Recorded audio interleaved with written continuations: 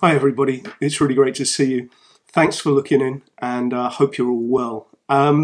This week we're going to consider editing, and I've given the title Editing, When is Enough Enough?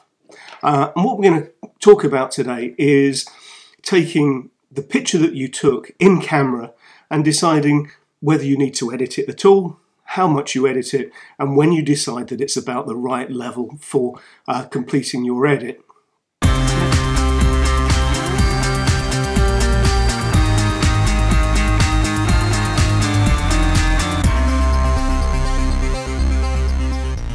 So recently I've been thinking about editing. Why do I do it? When is it necessary? And what am I trying to achieve when I do it?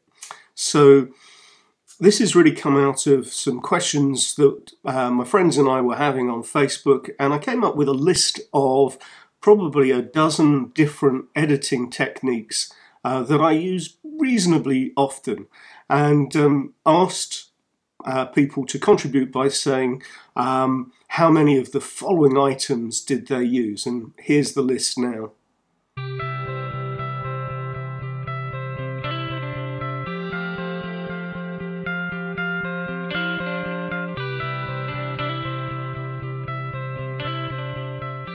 So from my list of various edits, I thought that there may be a continuum from straight out of the camera to sort of full-on HDR, super real, bright, very sort of unrealistic type edits. So some of the answers that I got from my friends fell into a couple of different categories. One which is I don't really know what I'm doing with post-production, so I tend not to of it. And this channel is here to help you to improve your knowledge in some of these. One of the responses was, if you can't correct your picture within about a minute in Lightroom, you messed up the picture. And that's fine, I sort of get that. Some of my best pictures I've done the least amount of editing on, because sometimes when you're out in the field you get lucky, the light conditions are perfect and everything is set up just right. And when that happens, you need to do very little in editing. However, when you're traveling, when you're going on holiday, when you're with your family and your friends, and when you've got a day out, you don't have the benefit often of being able to wait for the perfect conditions. You don't have the opportunity to set up for the perfect composition. And so for me, the choice is, do I throw the picture away, discard it, forget about it, or try and bring something out that I saw at the time, which is the reason that I brought the camera out. Excuse me.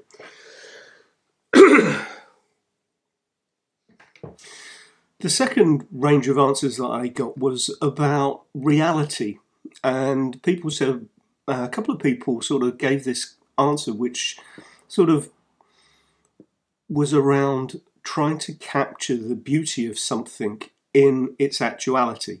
And they said, if you start editing in post-production, what you're getting is not what you saw. You're becoming a fake, essentially. And I sort of get that. And one of my most popular pictures on Flickr is a picture of Edinburgh Castle, and it's a fake. I swapped out the very grey sky for a fake sky. And because of that, I hate it. I don't feel any affinity to that picture because it, to my mind, isn't real. But it does bring us on to what I would call the Ansel Adams issue, which is nobody would question the reality of the fantastic pictures that he used to take in Yosemite. But the reality is that he did a bunch of work in post-production in the darkroom, particularly in dodging and burning, to get those final pictures. And nobody would say those pictures are fake, but they have been enhanced in post-production, which gets us to the third set of answers that I had, which is around when I take a picture, it doesn't look like how I saw it at the time. And so the reason for editing would be to try and enhance what you have taken to bring it back to what you saw. And this is where we get into the brilliance of our body. Our eyes are fantastic. Mine increasingly are failing, so I'm not sure if I'm in focus or not, but our eyes are fantastic, fantastic things. And they work with the brain. So when you're at a fantastic location, let's, for example, say a beach where you've got very bright blue skies, beautiful blue waters, and very golden sands. And you see that and you take it all in. And then you take a picture of it and you have a problem because the camera actually sees what you are seeing without the benefit of your brain processing what you're seeing. So what your camera will tend to do will either be exposed to the sky, that bright blue sky, and in which case your sea and your sand will be very dark, or you'll expose for the sand and your sky will probably be overexposed. Because the reality is that our brain and our eyes work together to create an image. We ignore things that aren't important to us and we focus on the things that are. And our brain does this in real time without any compunction. So if there is a difference between what you're seeing and the photographs that you get, it's because you need to do the post-production to bring back what you saw in the reality as you saw it. So eyes and brain together is the same in my mind as camera and post-production.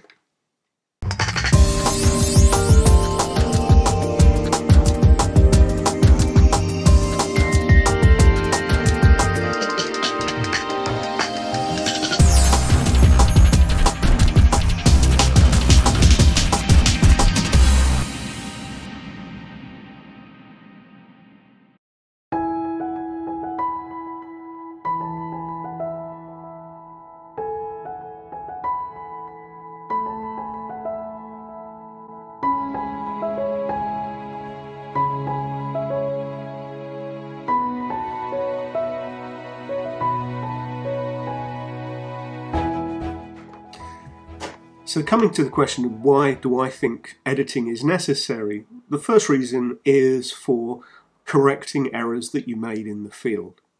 And modern cameras are fantastic, but still you make errors when you're taking a picture. And if you've taken that when you're on a holiday somewhere, the opportunity to go back to that location and retake that shot is minimal. So if you've got a flawed picture, overexposed highlights, underexposed shadows, a non-horizontal horizon, editing helps you to correct those errors that you made in camera. So that's the first reason. The second reason I talk about is improving pictures. So you've got a good picture, but you can make it better. And so, for example, I'm going to show you a picture of these kayaks which were set up in Lake Louise. And I took this picture way back in 2007, I think. And recently I re-downloaded it from my file store and looked at editing it again. And I edited it. The end result looked pretty much the same, but I was able to reclaim some of the highlights which I'd blown out in the first edit, and I took away some distracting elements in the picture.